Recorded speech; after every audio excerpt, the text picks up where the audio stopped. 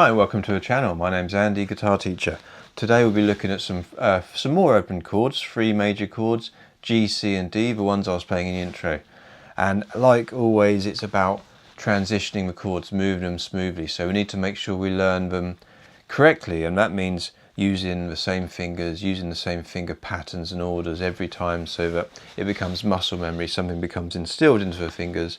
You're not having to consciously think of the chords and the chord shapes when you play them, because we want to play songs, we want to play things that sound good to us and to other people, hopefully, as well.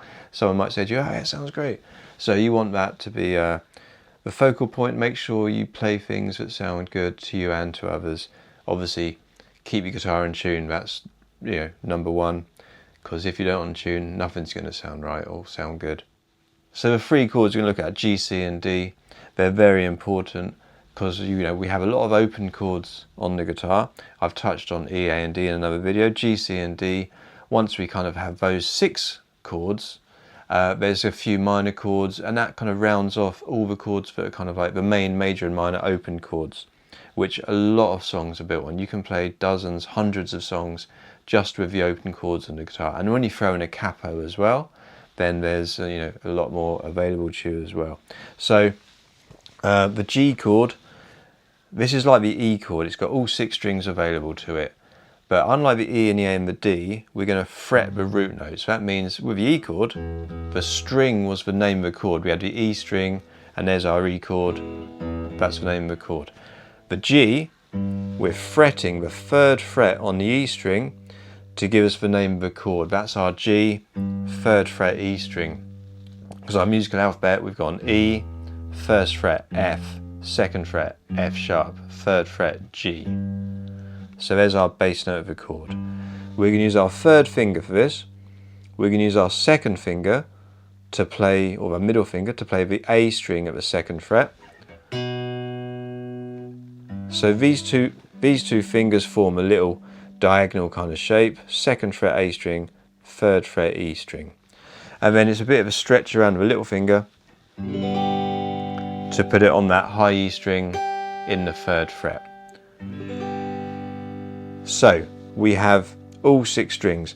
Be very careful, these 2 fingers have to be on their fingertips, so you need to keep your nails cut nice and short. These 3 strings, the D string, G string and B string, should all be open. There shouldn't be any kind of muted rattly notes. They should all be open with these nice and clear. Be careful this finger isn't resting on that string to give you a dead sounding note. We want to have them on the fingertips, so we have these 2 notes clearly and nice big sounding chord. Like always, when we practice chords, learn new chords, take your fingers off. Locate them in the finger order, so 2nd finger. We're not using our 1st finger in this chord. 2nd finger goes on first on the A string, 2nd fret. 3rd finger goes on 2nd on the 3rd fret on the E string. Little finger goes on the top string on the 3rd fret. If you find this a big stretch, or you've got very small hands, maybe you're a child starting out, don't worry about it too much. Unless the song calls for that note on top, you can just leave it off and play, and you still have enough notes to make it sound like a big sounding G chord. But really focus on getting this on top. It sounds lovely having that note on top, and just rounds it off really nicely. So that's G. The C chord has a couple of similarities. These 2 fingers, this little shape it's forming, a little diagonal shape, move it up a string each. 3rd fret on the A string, 2nd fret on the D string. This little finger, we don't need it. It can be used, but we're not going to use it in this one. Then our 1st finger, we weren't using on the G chord, goes on the B string in the 1st fret. So now we have all our fingers in this diagonal line. We're just leaving the G string open. So we don't play the low E string. We play the 3rd fret on the A, 2nd fret on the D, open G, B string at the 1st fret. We can stop there, or we can keep going and play the high E string on top. So 5 strings in this chord, not 6, only 5.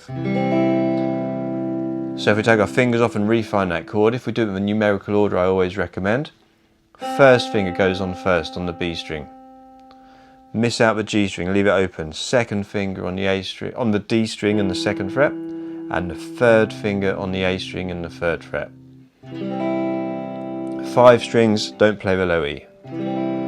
So moving that back and forth between a G chord, these 2 fingers are forming the same shape, just changing 1 string each time. And it's just rocking between the first finger for the C, little finger for the G. So this is our G chord, second finger A, third finger E, little finger E.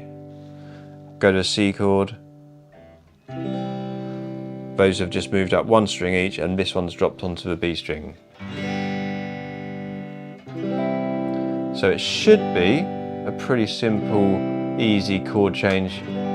The tricky bit is the little finger on the G chord. That might feel a bit awkward to start with. The little finger is always the weakest finger. It just takes a bit of practice to use it. Don't be shy of using it. If you don't use it, it won't get stronger. You have to use it. And then go to C, first finger on. This might feel awkward because it's a little bit of a big stretch. These are the biggest frets down this end, first, second and third fret, and each finger's in its own fret. And the D chord, which I touched upon in the E, A and D video, unfortunately there's no similarities to any other chords. We're just playing our D chord. So the D chord, first finger G, second finger high E, third finger B. Don't play the E and the A string on this one, just from the D string. And you've got those 4 strings. These, got to be very careful, all your fingers on their fingertips, because it's very easy to lose this one on top. And if that one goes missing, it's not really a D chord technically. So make sure those fingers are on their fingertips. And just practice moving. These 3 chords are all in the key of G. So make sure you can move smoothly G to C, G to D. Just practice in any order, they fit together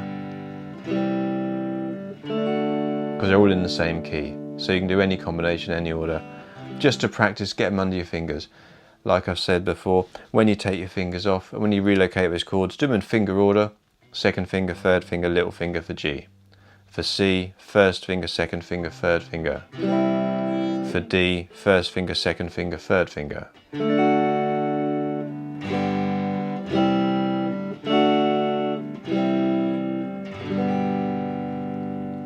Okay, so there are 3 more open chords for you, G, C and D, all major, sound really nice together. Practice those, get them under your fingertips, and I'll show you some songs of those on another video. If you like this lesson, if you like the video, please like and subscribe, and I'll see you next time.